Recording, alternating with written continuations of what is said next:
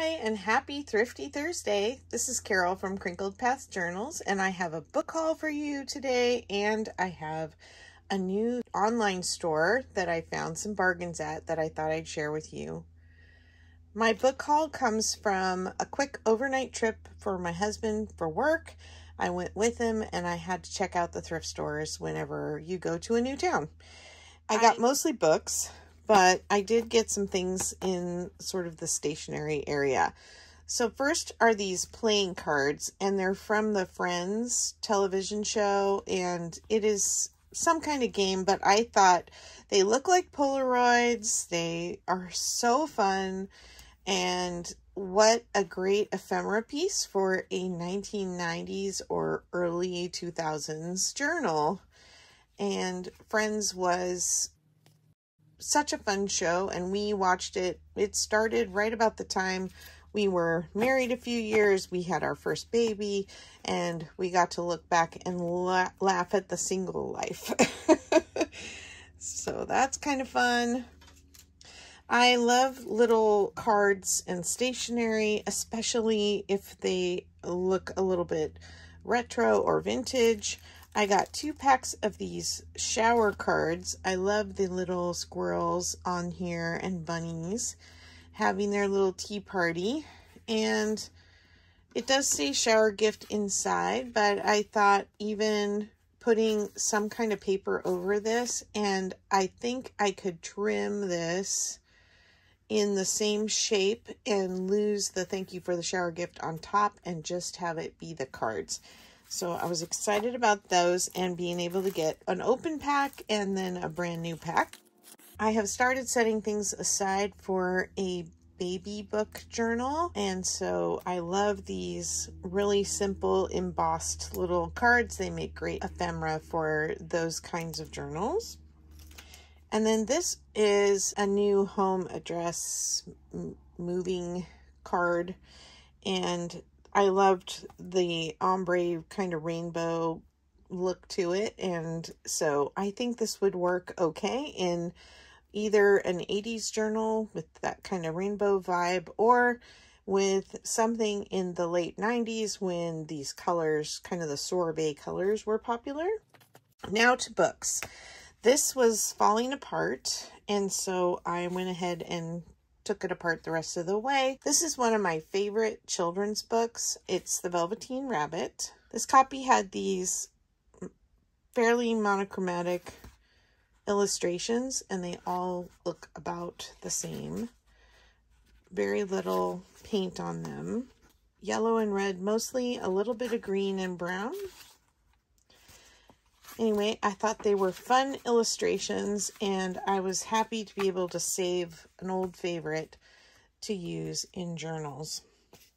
Of course, who doesn't love the old Beatrix Potter illustrations, all the little garden creatures, and these are kind of in a shabby shape as far as the covers are concerned, and I have a set of these from when my children were little that I have that are in good condition, and so I'm excited to use these for junk journals. Mary Englebright. This one is from 2001, and it's very iconic images, and they make great journaling cards and pocket covers, and she has very whimsical style that I like very much, especially for 2000s. This was pretty shabby, but it's a science book. Let me see the date.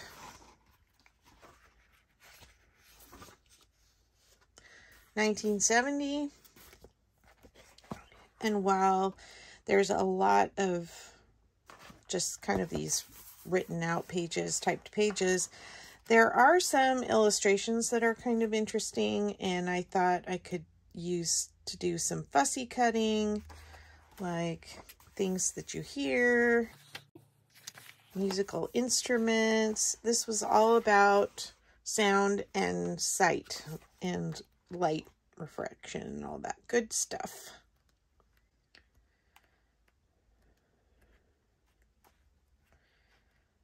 So a lot of little things I can kind of pick through and pick and choose and do some fussy cutting. This was a really interesting book, and it's the second time I have found one of these. And this was on clearance on top of being at a thrift store. Probably because a lot of the envelopes are torn, but it is a collection of reproduced love letters. And so, like, here's this little one on the front is just typed. And it says, "It is not only necessary to love, it is necessary to say so." But each letter in here is a love letter that was actually written to somebody, and they have reproduced it, and then they kind of tell the story behind it, and they are either stuck on the page like this or they are tucked in an envelope. And so I thought they would be really fun for ephemera.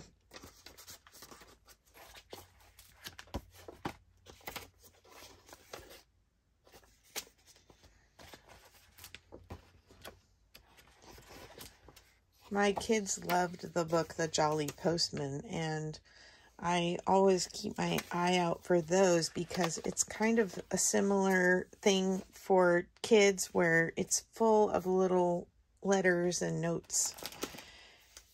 And they're tucked in all kinds of envelopes. All right, everybody's favorite golden book classics. And I don't have to pull any staples out. These are just glued in, and I can use the images because they are so fun for pages. Very nostalgic for so many of us. Era after era, we have read these books as children, and so they make really fun illustrations for journaling pages. So this is 5 books in one. This was vintage. It's 1980. The illustrations are so sweet in this one. I think I would have a hard time cutting this one up. I think I'm going to add it to my vintage book collection. And then we'll see if down the road I decide that I need some adorable mice in a journal. I might consider it just because I didn't pay very much for it. But it is a very sweet little story, and it teaches about the months of the year. And then I have this kitchen collectibles price guide. And this is another fussy cutter's dream. Not quite as outstanding as the one that Possum Patty just got. A really amazing book that had a bunch of illustrations in it like this. I was going to see. It does not have my Hoosier cabinet. My Hoosier cabinet has 3 cupboards, and these all have some kind of drawers on the top.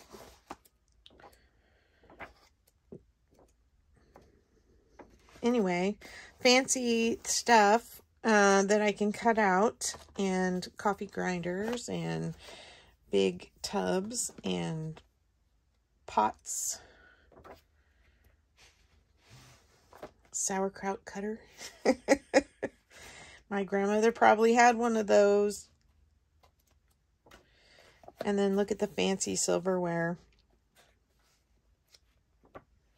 And mason jars. The different imprints that would be on the side.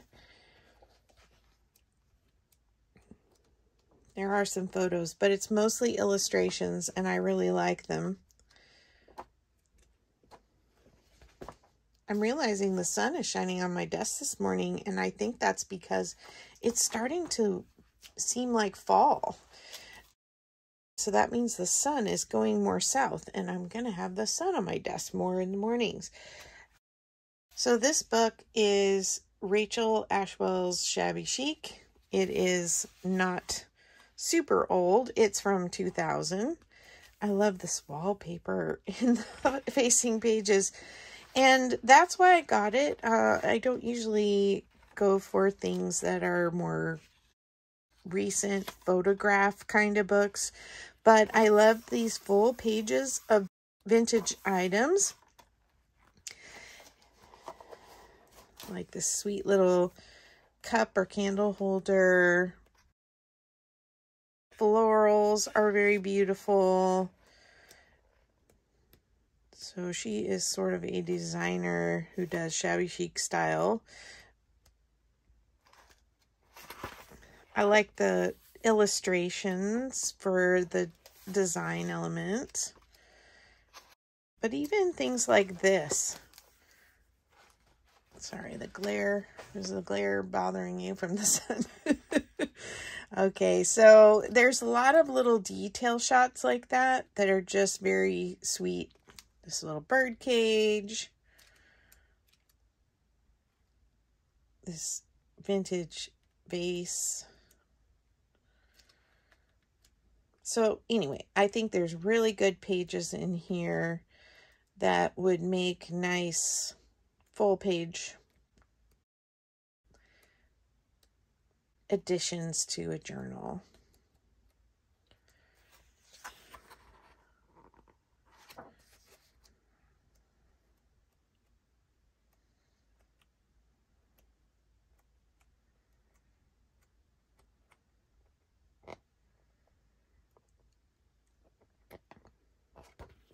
Those end pages are gorgeous.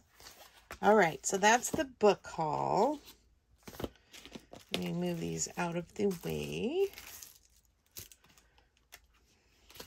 So I have a wonderful childhood friend, and she has a small business that is an organizing and like decluttering company. And I was talking to her recently, and we were talking because I'd like my YouTube channel and junk journaling to become more of a small business as I get closer to retirement.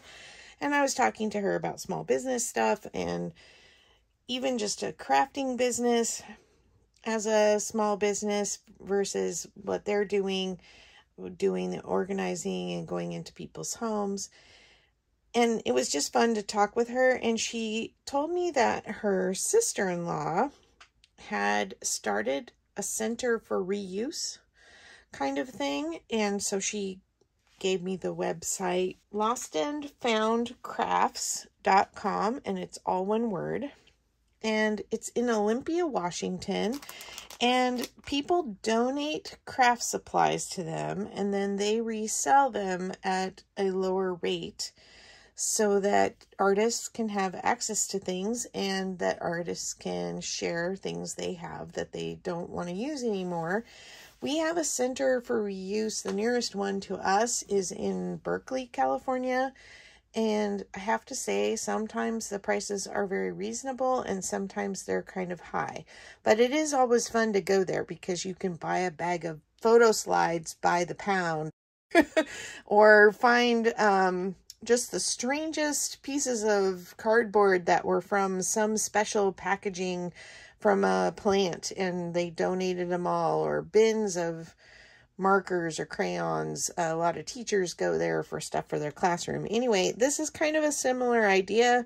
They get things that people bought, maybe used a little bit of it or didn't use any at all, and then they sell most of it in the store, but they do list some things on their website. Again, lostandfoundcrafts.com. And I bought online these, let's see, 1, 2, 3, 4, 5, 6, 7, 8, 9, 10 rolls of 4 yards of premium twine, and they're in all different colors. And for 10 of them, I think it was $8.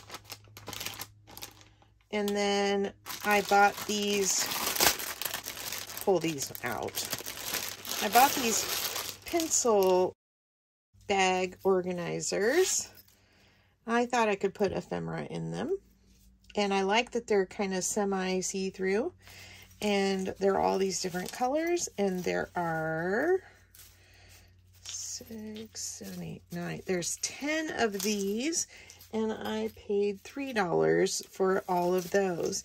So their prices are reasonable, and they have a wonderful art community there. And so I hope to visit someday. They allow artists to come in and teach some classes there. And so if you're close to Olympia, Washington, you should definitely go talk to Michelle and check out her store, Lost and Found Crafts. That's my Thrifty Thursday for today. If you are interested in making a Thrifty Thursday video, just go to Turquoise Dreamings. She's the one hosting this collaborative hashtag Thrifty Thursday. Let her know you're interested in joining and being on her list. And also check out the list of everyone who's currently participating. It's a nice long list, so lots of fun finds on Thursdays. Take care, and I'll see you in the next video. Bye-bye.